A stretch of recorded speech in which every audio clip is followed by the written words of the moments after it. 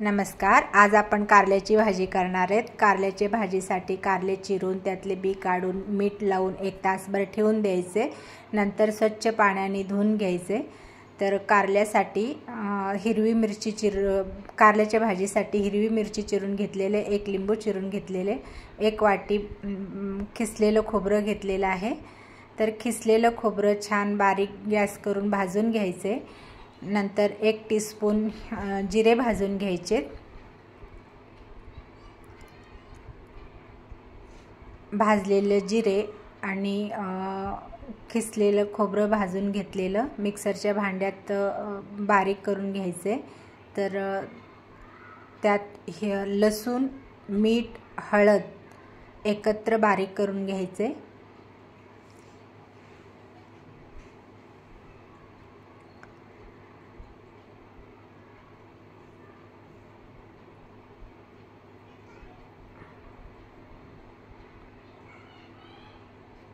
छान बारीक करून घेतलेला आहे। तर बारीक केलेलं वाटण कारल्यामध्ये भरून घ्यायचे। छान असं दाबून भरून घ्यायचे। अशा पद्धतीने सगळे कारल्यामध्ये मसाला भरून घ्यायचे। नंतर लिंबूमध्ये मसाला भरायचे।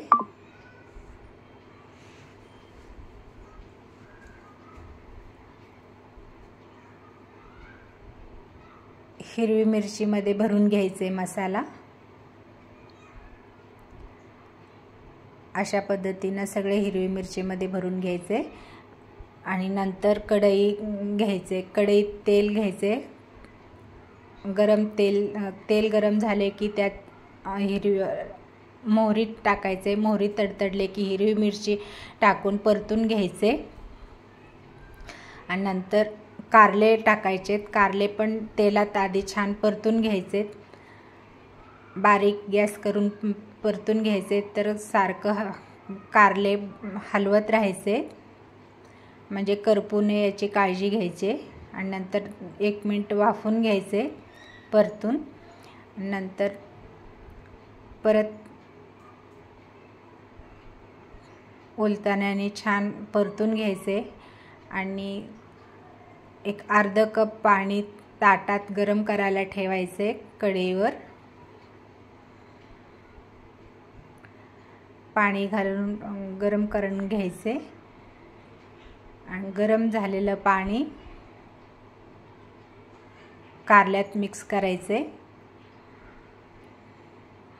आणि वाफून घ्यायचे। वाफल्यानंतर परत परतून घ्यायचे।